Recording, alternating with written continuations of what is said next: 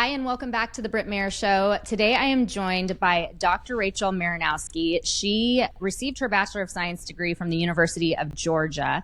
And after working in corporate health for a large hospital system, she sought a more comprehensive medical model based upon preventative rather than disease-based care. This is one of the first things that really turned me on to following her online because I was so taken by that approach, this holistic movement that we are really seeing in culture and in politics. And she has been very outspoken about this for a while. So that's how I started following her. She wanted to pursue something that analyzes the whole body and encourages patients to take an active role in their own health. I love that. Amen. I'm all about that too. Naturopathy was the perfect fit, and she graduated from National University of Health Sciences. She is a board certified and licensed naturopathic physician and a member of the American Association of Naturopathic Physicians. She serves as an elected official on the Georgia Association of Naturopathic Physicians Executive Board, and she sits on the advisory committee for the naturopathic program at NUHS. She holds a special interest in women and children's health, gastrointestinal dysfunction and disease, environmental medicine, endocrinology, hormonal dysfunction, functional medicine, clinical nutrition, and homeopathy. She's also a mom. So I love the guests I have on because I'm like, how have you done everything you've done? You're a phenom. She's also, get this, a children's book author. She's the co-founder of Kale Blossom. She's the co-founder of an integrative clinic in Atlanta and an owner of her own practice. And she continues to pursue avenues to promote health optimization through integrative medicine. Dr. Rachel, thank you so much for joining me today to have this conversation. Thank you. Thank you so much for having me on. I'm excited to be here with you today. Well, that's quite a bio. You have been busy in practice and in life. That's a lot that you have accomplished. I want to chat with you to just dive in here about how you shifted from really starting with the big corporate health model. I would say that would be your traditional American model, and you've shifted into a more comprehensive medical model that's based upon preventative care, which has been so lacking in our modern American medicine model. So talk to me about that. Why did you shift? What need did you see that led you to that?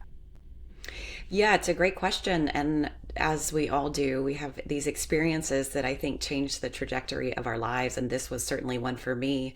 I had graduated from the University of Georgia with a public health degree, always wanted to go to conventional medical school, always wanted to be a doctor. And I said, hey, you know what? Before I go to med school, I want to get some real world experience. I want to just test the water, see what's going on, take a little break from school. So I went to work for a large healthcare system, still around in Atlanta today. And in charge of their corporate health program, we would go into companies. So we were seeing 30, 40, 50, 60-year-old people in the prime of their careers. And we were testing their glucose levels, their blood pressure, their lipid levels. And with abnormal results, we'd say, okay, your results are abnormal. Get ready to go on medication. And that's when I started saying, well, wait a minute. Is that all we can do for these people? They're 30, they're 40, they're in the prime of their lives. So that, as well as some behind the scenes things within corporate health at that large healthcare company, I said, this isn't for me. We've got to do better. Our system is so broken. So that's where I landed on naturopathic medicine, and kind of the rest is history. It's the model that looks at the person as a whole. Our conventional system is so disease based, it's so sick care based, and it's very reductionistic. If someone has a thyroid problem, we say, okay, let's take out the thyroid. If someone has, a problem with their cervix, say have a hysterectomy, but the heavy bleeding doesn't just go away, right? So naturopathic medicine, or interchangeably called integrative medicine, functional medicine, looks at the functionality of the whole body as a system of really, really brilliant working parts that make us humans, that make us who we are. So long-winded answer, but that's where I landed on naturopathic medicine. No, that's actually helpful because I wanted to move into that, just the real wellness approach where we're looking at the whole body, like you just said. We're not looking at cutting things out or throwing pills at something, but we're actually looking at the root cause. So personally, this fascinates me because back when I was my husband and I were first trying to get pregnant, I couldn't get pregnant for a while. And I, at that point, was not awake to mainstream medicine. And I thought I had fertility issues. I thought I had endometriosis. And even with my second, I ran into some hormonal issues with progesterone that was super, super low. So I saw my doctor, and they wanted to throw all the pills at me and cut me open and do all of those things. And I had this one amazing doctor, and he said, why don't you go see an alternative? He actually recommended an alternative naturopath. And it was the first time that I submitted to that and said, let's go, because I don't want to be put on a ton of pills, and let's see what happens. And she changed the entire course of my life. She, Iwana, if you're listening, she changed my whole life, because she approached me as a whole person and not just these isolates that aren't even personhood, where it's just, like you said, it's just, let's look at this blood test and let's look at this hormone. She said, it's all connected. So let's look at fight or flight. Let's look at your stress levels. Let's look at what you're eating. How much red meat are you eating? So her alternative medicine approach versus standard was so different. And we're seeing a rise of that in our nation, and just the cultural conversation has shifted. Why do you think we are seeing that shift? Well, I think people are brilliant. I think everyone has an innate wisdom that they can tap into and listen to. And when something doesn't feel right, or the thing that I've heard the most, having practiced for 15 years, being dismissed by doctors when they feel so crummy, their labs look normal, and the doctor says, especially for women, okay, well, your labs look great. Nothing must be wrong. Either it's all in your head, or you're just a tired mom, or let's try an antidepressant or some birth control. Those are basically the tools in conventional women's health right now. Now, with that said, everyone can choose whatever method resonates with them. Absolutely. And I do think there are certainly times when medication can be very, very important and beneficial. But like what you did to work to underlying root causes, progesterone deficiency is probably one of the top deficiencies in women in our country right now. If you can't sleep, if you're not feeling super frisky, progesterone, we call it the pretty playful hormone. It's what makes us feel feminine and want to be intimate with our husbands and want to feel and feel vital. And we usually have the biggest shift after we have our first baby. And why are we not addressing it? It's a simple fix. That's so interesting, because that when my progesterone dropped like crazy, it was after my first baby. And it was like a significant, like a huge dip, and to the point where I was manifesting symptoms. I was having these horrible migraines that would almost make me go blind. And I guess it's textbook ocular migraines that I was having, but it was all linked into this horrible progesterone deficiency. And so mainstream medicine was like, we'll throw you on some artificial hormones. But this alternative practitioner was like, no, let's look at what's going on with your stress levels. How long have you been nursing? What food are you eating? But yeah, it was after my first with my progesterone, that crazy dip. I'm sorry that happened to you, and you are not alone. We have largely the biggest hormone shift after we have a baby. And again, along whether it's progesterone or the hormones in general, testosterone and cortisol, we should be talking about it more. Hormones run the show. And, conventional medicine, here again, guilty, they gave hormones a really bad rap years ago when they were giving women horse hormones, basically. We are not horses. We do not need that amount. So they were putting women on these heavy duty levels of estrogen and then not following up testing. So of course you're going to get to something nefarious, even like cancerous processes. But sometimes now a little bit of a clean compounded progesterone, or even sweet potatoes, can boost a woman's progesterone, get things back in order. But like your alternative practitioner, it looks like what she did, what's the liver doing? What's going on with stress? How's your gut working? How are you feeling connected in your community or not? Are you sleeping? Are you hydrating? Are you getting enough protein?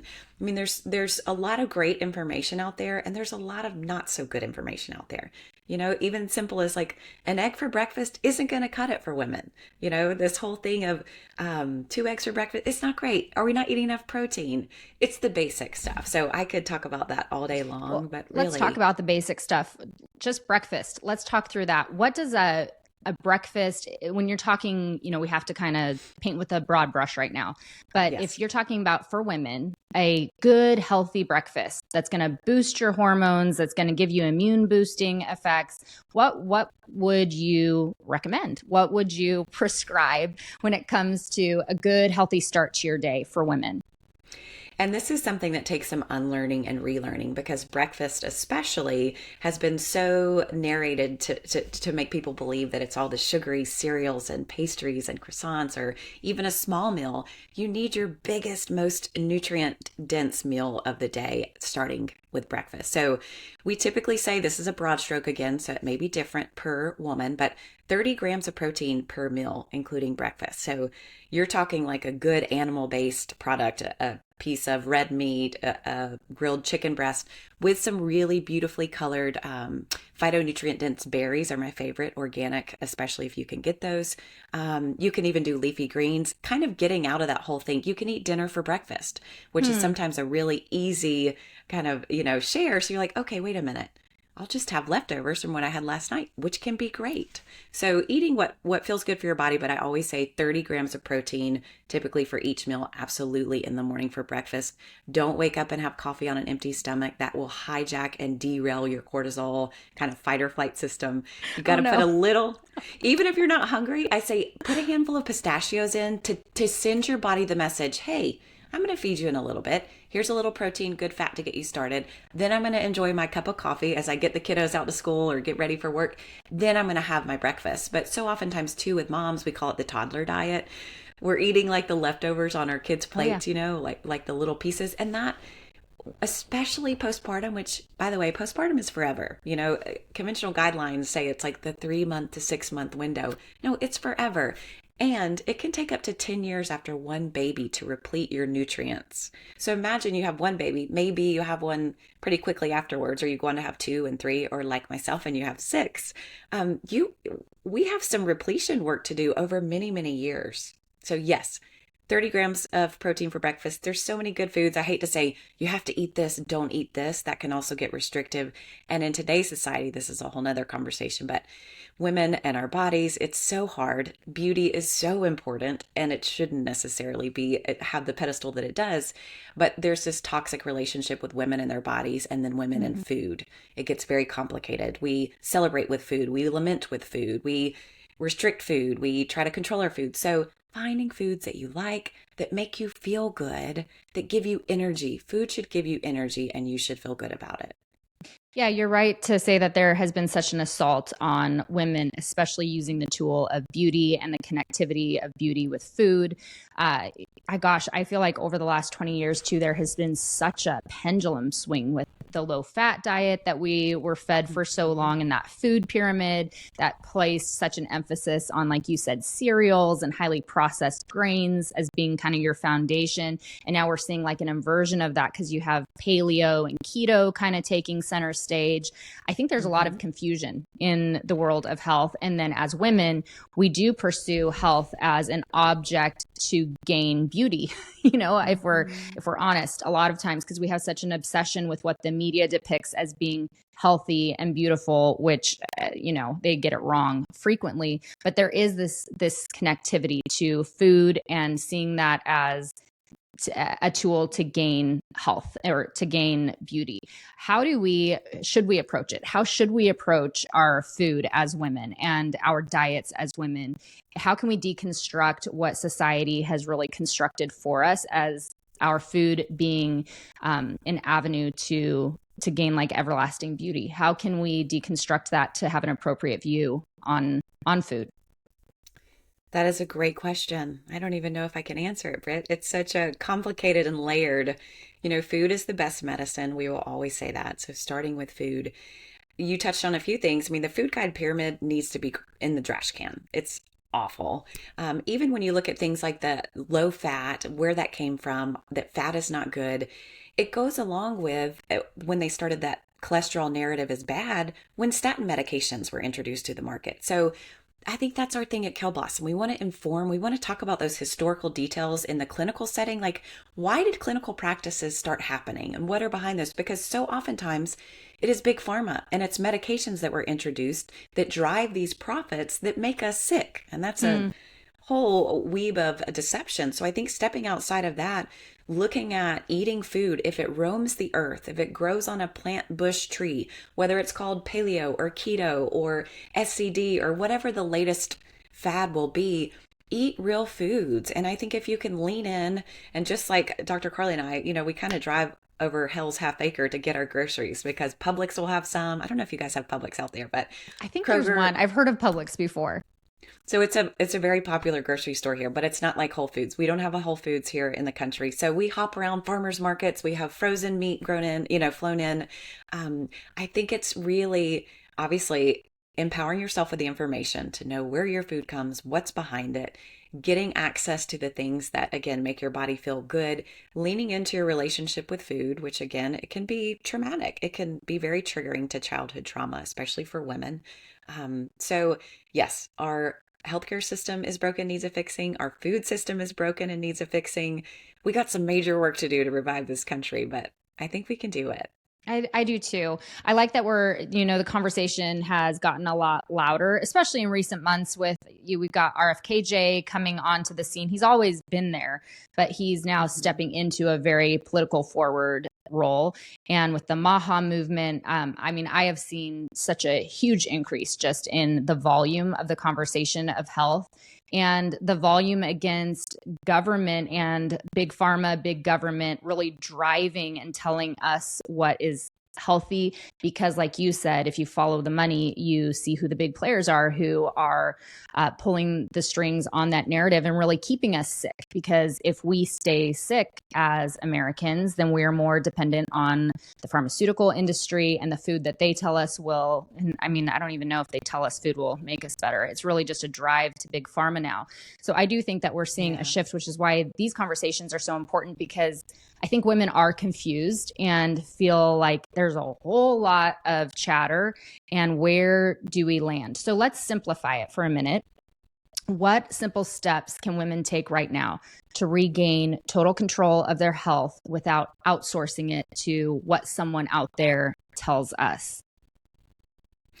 Yeah, another good question, Britt. I think it's getting back to the foundational pillars of health. And those are the basics, largely free things. And they're like legs of the table. You've gone to a restaurant and the table's wobbly, you got to put a sugar packet under it. If any of your foundational pillars of health are not in place, your whole system can be imbalanced. The homeostasis point is not there. So we're talking about sleep. We're talking about hydration. We're talking about good food protein, movement. We're way too sedentary now. Fresh air, sunshine, getting outside, putting your bare feet on the earth, connecting with your partner, people you love, hugging your kiddos. That's huge. We are so isolated and we're so independent now, and we're on social media and you feel like you're connecting, but you're really not. So those are those basics: movement, breath, sleep, hydration, food, that really help a woman to reharness her health, and then build from there. That's your infrastructure. I've been practicing for 15 years. I know of a lot of great tools in the natural medicine toolbox, but there is nothing I can put a woman on that is going to take the place of sleep, hydration, protein, stress reduction. And stress is a really big factor for women these days. And I see it even more so, especially with stay-at-home moms, homeschool moms, believe it or not, which I certainly admire and adore. And women, we need community. We need each other. We need outlets. And being a mom is the hardest job in the world, no doubt. I think what you just said is so important, because if you don't have that foundation right, then it's like you can throw all the healthy tricks at your body. But if you haven't gotten your foundation solid, then you're not going to see that full spectrum of health that we're chasing, because we've missed it. We've missed the foundation. So it's going to be just a rat race of trying to throw everything at it to see what sticks. Okay, I want to shift for a second to talk about pregnancy. You and I have talked about this. We were just talking a minute ago. So I just am so excited to hear your take on geriatric pregnancy, especially given your life experience with this. You've got two little twins that are just months old. So you had your last babies later in life. What I just want to hear you share about that. I think my greatest passion is women's health, and that a lot of that has to do with pregnancy, and it was my own experiences. So my very first experience with pregnancy as a new naturopathic medical doc in Atlanta, I went with the popular OB practice. I was actually going to have my first baby at the hospital I was born at, downtown Atlanta. It's still there.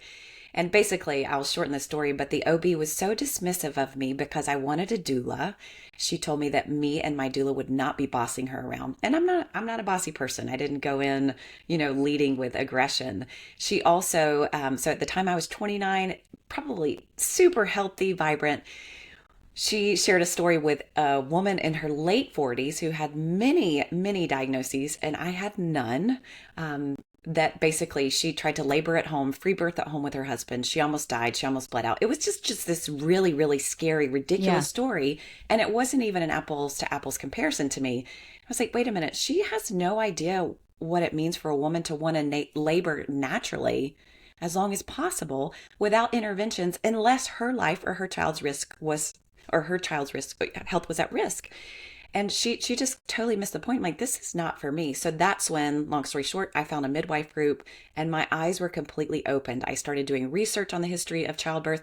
We have over medicalized and fragilized women when it comes to pregnancy, labor, delivery, and birth. Women are fierce. Women are amazing. Women are so strong. And if you follow the trail, largely, do you know why women went back to the hospital or started going to the hospital more to have babies? I have no idea. And I wouldn't even know when that shift happened. Because residents needed more practice. Women weren't coming and they largely had home births, which is still what happens more in other countries than here in the US. And now we have a C-section rate over 30%. Yeah. C-sections are absolutely, when they're medically necessary, are life-saving. I'm not denying that. But the amount of unnecessary C-sections is outrageous. So I had my first baby. I still ended up, thanks to that wonderful midwife, the midwife that I birthed my first baby with actually she trained with the midwives that rode horseback to women's houses to give birth, which is amazing. Wow. So I had my first baby boy natural water birth in the hospital. So I got to have the birth that I wanted. Then I switched. I had 3 more at home, natural water births. And so my husband and I, we always wanted a big family, and we decided to try for a 5th and final baby, and we had twins. So I was 41, he is 44. And so of course I was labeled geriatric. I've seen so many women that are geriatric. And again, it's one of those terms where, okay, yes, you can have a baby whenever you want. It's like, if you want to have a baby when you're 20, fine. If you want to have a baby when you're 30, fine. But don't label women that, because it automatically, again, over medicalizes and fragilizes them. And it's just not necessary. And it scares women too. Because I remember hitting a certain age, I think I was 35. I remember being in the shower, and my husband and I we'd been playing with, do we want more? Do we not? So I'm taking a shower, and I remember my age hitting me, that number, and thinking, oh my gosh, I will be geriatric. And that was probably like a big influencer of why we didn't have any more. Cause I'm like, we're getting older, but I felt great. I felt healthier than I had ever been. I don't have any, issues, but I remember that number really weighing heavily on our decision. I want to know for you because you had babies in your 20s, and then you had babies in your 40s, twins nonetheless. What was the difference in your pregnancies and your birth experiences? Yeah, so I will say I'm really glad that I had the different birth experiences that I did, because it helps me to be able to connect with women and all of their birthing experiences. I had healthy pregnancies. I didn't love being pregnant the first couple, months, or, you just don't feel well. And I don't know any nausea trick in the book, even natural, that really, it's just the, the tincture of time. If you could give me a nausea trick, I'd be tempted to have another baby. Yeah, you could. You're not hard. geriatric. And I would love to know, how much the fear that women feel because of the narrative, like your eggs are aging, your ovaries are aging, you're getting so old, which also goes along with the whole, like, women who age are not important members of society. It's kind of like we're just dismissed. Like, you're old, you're wrinkly, you can't have babies, get out of here, which is, that's obviously dumbing it down. But so yes, don't fall prey to that narrative. Doctors do a lot of scaring. I understand there's liability, there's risk with everything. But like you said, if you feel good, if you're taking good care of your body and you're able to get pregnant, the body will always be more innately wise. How many times have you heard the story where when a couple who were struggling to have a baby, they finally adopted and then they got pregnant because the Yes. stress goes away. So stress again is a huge factor in women's lives and a huge factor in pregnancy, fertility, all of that, more so than just how many years a woman has in her life, on her birth certificate. Were your pregnancies in your pregnancy in your 40s, was it necessarily harder? And the same with your labor and delivery. Did you notice it being harder because of your age, or would you have not even noticed that if age wasn't a factor? I practice what I preach. I take my health seriously, my family's health seriously. We're very proactive. We eat well, we take care of ourselves. So no, all of my pregnancies were very similar, labor delivery to with the twins. I think because it was two, it was a little bit different pregnancy per se. But it wasn't anything where I was like, wow, I can tell I'm, a decade older. Now, I will say, having had twins, which is so much harder than a singlet, in your 40s, it's busier, you want your sleep more.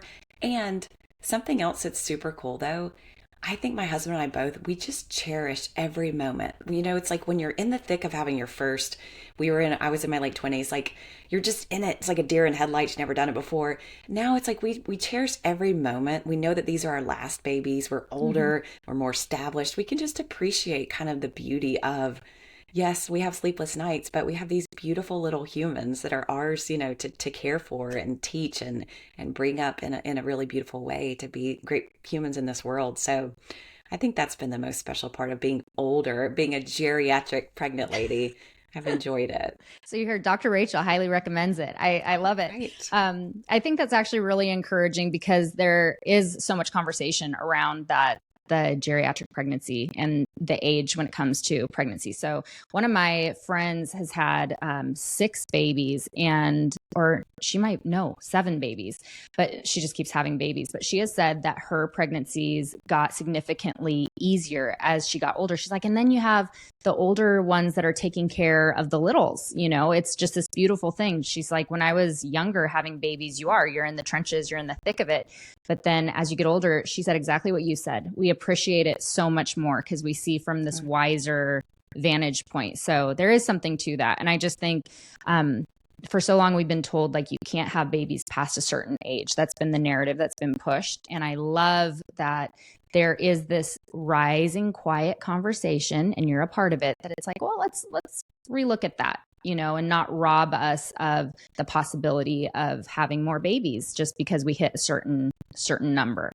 Um, Talking about pregnancies and being moms, what can we do as moms to protect our children's health? I feel like this world we live in is so toxic. Even if you just look at the CDC schedule of childhood vaccines that has grown insane since 85. 86 they took away the vaccine liability. They put the shield in for all these big pharma vaccine manufacturers. And so you had that happen in 86. And literally, if you look at it, there is an explosion after 86 of the number of vaccines that are in the childhood vaccine schedule that's recommended. Out here in California, if your kid doesn't do that, they're denied an education. They can't go to public school. They can't go to a private school. They can't even go to daycare. So you really have to navigate that. It's a huge issue. But even that aside, you've got 5G towers, you've got whatever they're spraying in the skies, which who knows.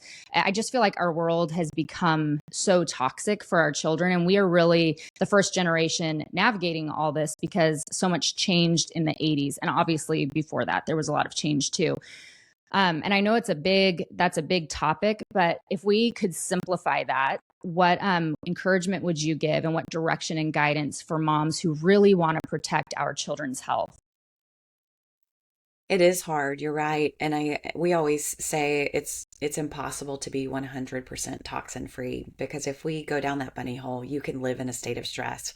And Mm. sometimes the toxin becomes less toxic to the system than the stress itself, because those stress hormones that are produced are some of the most toxic, which is why your body wants to clear them as soon as you make them.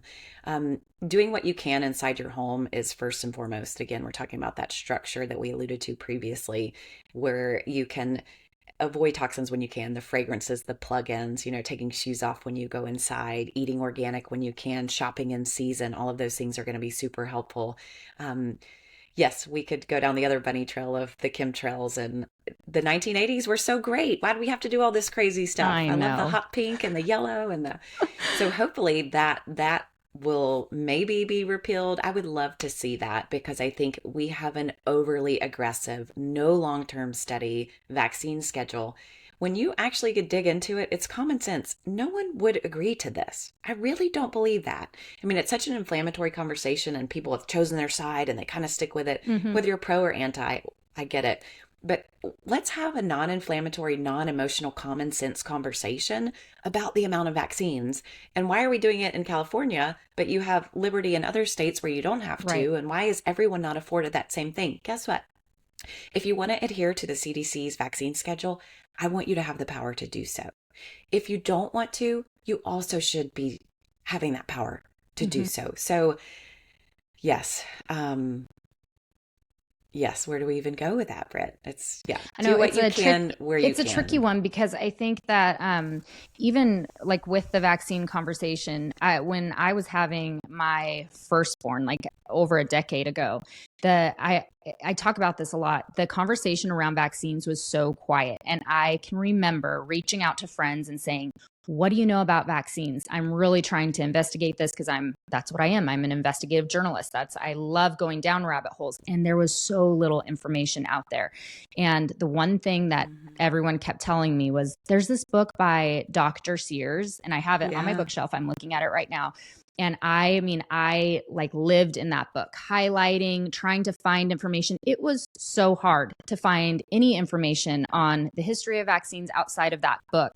And now it's like you just did it, and so much information pops up where it's almost overload, and it's so emotionally driven instead of it just Mm. being, let's just get down to clinical base level of this schedule that is being shoved on our kids, and the reality Mhm. that we do not have any long-term studies on this We amount don't. of stuff being injected We don't. into babies, and what happens 20 years from now, what happens 30, and it just keeps growing and growing. So I will tell you Mhm. this personal story, and then I'd love just your thoughts on it. I have someone very close to me who has a teenage daughter, and she went in just a few days ago because she had a little lymph node that was swollen. So she goes into the clinic. They say, "Oh, she's fine. It's just a little lymph node." That she didn't know that that's what it was. She thought it was a swollen bump, so she was really afraid. So, oh, it's just a lymph node. The girl's 16. So they Mm. say, "But since you're here, she is overdue on some vaccines." So my friend, she says, "Okay, what does she need?" She needs Gardasil, flu, Mm. and COVID because now they're pushing this COVID shot. So she goes ahead and she gets all three in one sitting. She gets two in one arm and then the COVID shot in the other. And as they're administering it, the COVID vaccine, she starts foaming at her mouth and her eyeballs roll back and she has some form of seizure. She's on the floor, foaming, completely out of it, screaming, hysterics. They have emergency brought in. It's this huge traumatic situation. My friend thought that she was going to lose her daughter. And it was just Scary. this awful traumatic experience. So she goes back in because there's so much follow up then to make sure that the girl is okay. It was this week-long process. When she finally gets her paperwork on the incident and what happened, they had it documented that she passed out due to not eating. Mm. Nothing on the connectivity to the vaccines that were administered. And that immediately, as the needle was still in her arm, she started foaming at the mouth and convulsing. And that's the reality Awful. of that's a real life experience that just happened days ago. And she is not the only one. No, she's not, unfortunately. No. And that's my concern, is that when we're talking about health and we're talking about protecting our children, that's part of informed consent, is knowing that these stories are out there and that there is so much destruction that's actually happening, that people are being harmed. And that if we're going to have true informed consent, we have to have these stories get out to the main public so that parents know that this could happen, and yet our kids are lining up every day to get these mandatory shots. It's been heartbreaking. I mean, we've been censored on Instagram for posting things about, for example, the flu shot, which is a trivalent or quadvalent, meaning they cover 3 to 4 strains of the flu vaccine. They have to decide 8 months in advance, because that's how long it takes to grow a vaccine, what they think the flu strains of the next season will be. That is impossible. It is not possible for someone, a scientist as brilliant, whoever it is. Elon Musk couldn't even figure out what the next flu virus strain, and they mutate so quickly. So it's crazy. The HPV shot, Gardasil, it is one that really, really worries me. Over 90% of people will get HPV at some point in their lifetime. It is a very common virus. You can pick it up at the grocery store on the buggy handle. It is everywhere. It's rampant. And most people, even the CDC lists that most people will clear it within 2 years on their own. It doesn't have to progress into cancer, but that's how they sell it to these poor, unsuspecting, especially moms. Your teenager, they may have unprotected sex, and then they're going to get cancer and die. And so what does a mom do? Oh my gosh, of course I don't want my kid to die. Okay, I'll let him have this shot. Like, but wait a minute, is there also a lot of risk, potentially even death, with some of these vaccines? Absolutely. And the naysayers, and maybe it's the pharmaceutical companies behind it, they say, oh, well, it's not proven to have those effects. You can't prove that I love my husband, but I absolutely do. And why would all of these parents who care the most about their children be coming forward to share their stories of things like what happened to your friend's daughter? Yeah. We had a comment from a nurse who worked at a pediatrician's office, and she said commonly with the Gardasil vaccine, they always knew that the child had had it because so many of them would pass out by the time they got to the front desk to check out. And it shows on the insert that it does cause syncope, low blood pressure, fainting, and no other company, no other manufacturer. What if car seats weren't able to be sued? What if you had a faulty car seat that didn't hold up in a crash? You better believe the family would be suing that car seat manufacturer, and you'd be able to, right? If they were able to pinpoint that. Why are vaccine companies not being held liable? That is not fair. It is not okay. They are protected, and they should not be. Yeah. I hope that under this new administration, it's one thing that I actually really hope happens is that whole liability shield that was given, the history on that is so crazy. So in a nutshell, because I could go on and on with you about this, but it's so crazy that there were all these manufacturers of vaccines who in the 80s were being sued. And then they came to Congress and said, at the time, I think there were 2 manufacturers that were still standing and were willing to produce vaccines for America. And so they come to Congress and they're like, hey, look, we're getting sued left and right. If you want us to continue to manufacture vaccines for you, you're going to have to help us out. You're going to have to shield us if you want us to continue manufacturing your shots. Congress should have said no. Congress should have said, make them safer. Make them safer. We don't offer, like you said, we don't offer liability just willy-nilly because companies are like, I'm getting sued, so shield me. Like we don't do that. Why that was ever granted in 86 is absolute insanity to me. And it was such a stain on American history because so many children have been so hurt because as soon as Congress said yes, and we gave that shield to vaccine manufacturers, like I said, the whole system exploded because now it's a free fall and you can't sue your vaccine manufacturer. And you're right. If they were really in it for health, if they were really in it for preventive, proactive measures, then why don't you take out the aluminum, the formaldehyde, the polysorbate 80? We wouldn't knowingly eat that stuff. Why do we want to inject it not only in our adult bodies, but certainly not in a beautiful little growing, developing neuroendocrine system and immune system? It's wild. It's wild. And I think that's where I would just encourage moms, if you are in the same situation I was in over a decade ago, to follow people like Dr. Rachel who are talking about this and they're not making it scary. There are so many people, but Dr. Rachel, you're amazing in what you do with Kale Blossom online, and that you're very gentle in how you have this conversation. It's not scary. It's not aggressive. You're not shaming. It's because there are moms who have made that decision and regret it. I appreciate your approach to that. So I would encourage moms who are just entering this conversation to follow Dr. Rachel and your work on this. How do people follow you as we're wrapping up? How would people follow you and what you're doing and all of your efforts? And if they want to see you as a client, what are ways that they can stay in touch with you? Thank you for those kind words. I really appreciate that. We do work hard at Kale Blossom to not fearmonger, to encourage and support. We basically just want to cheerlead women and moms. So yes, kale.blossom on Instagram is the main platform that we use to create our own. Dr. Carly and I do all of our own content creation. So definitely on Instagram, we have a website, kaleblossom.com, with blogs. We have written other useful resources, information. We do talk about a lot of other referrals and other trusted resources, like you're mentioning Dr. Sears. Just the Inserts is another great one for vaccines in particular. You do want to be careful. There are a lot of health influencers, and I think, there are lots of great people out there, but we have the clinical experience, 15 years in practice. Our practice is actually full. It's been full for many years. We aren't taking on any new patients, but that's why Kale Blossom was born. We want to still be able to empower people with good clinical information.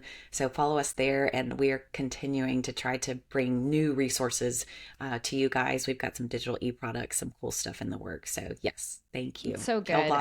I've learned so much. I love your swaps too. You do a bunch on your Instagram account where you share like easy swaps that you can do to make your life healthier for you and for your family. You're just so practical. So as we finish this, I want you to leave us with some of those practicals that we can implement if you're a mom that's really pursuing health for your family. You're like, this is the year. We're going to get it in order. I'm going to get myself healthy. I'm going to regain control of my health. I don't want to outsource it anymore. I want to be in charge of my health and my children. I want them to be so as healthy as they can be so they have their best foot forward. What are just a few practicals that you would recommend for those moms? I would absolutely tell moms, start with yourself. So oftentimes we're caring for everyone else, lots of outgoing arrows, not a lot coming back in. So put your oxygen mask on first. Self-care is so important. When you're healthy and strong, that carries over to your family too. Do what you can, where you can, when you can, within your budget. Even if we post a swap and you're like, it's not for me right now. Any small baby step will add up. So start again where you can, when you can, with what resonates with you. And maybe not big, lofty goals. Sometimes, especially the start of a new year, we put out these big goals. Yes. And if we're busy, we have kiddos, we're going in a gazillion different directions. There's a reason why most people don't stick to their New Year's resolutions. It's not always easy. So you don't have to have big, lofty goals. Again, start small, start with those basic pillars of health.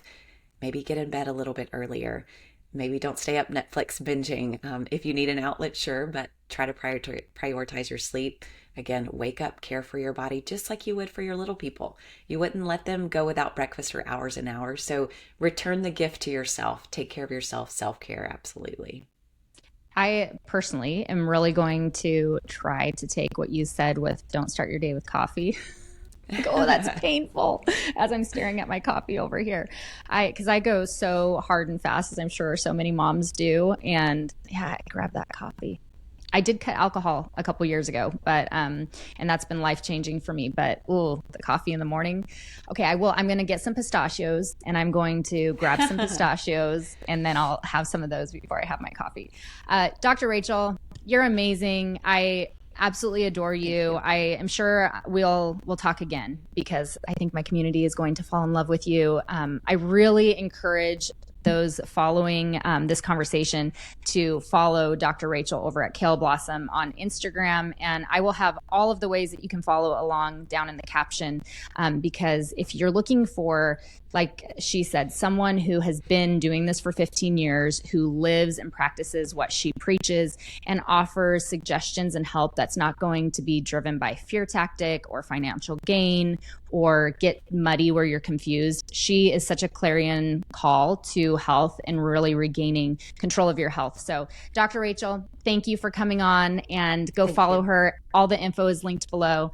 I appreciate you so much. Thank you so much.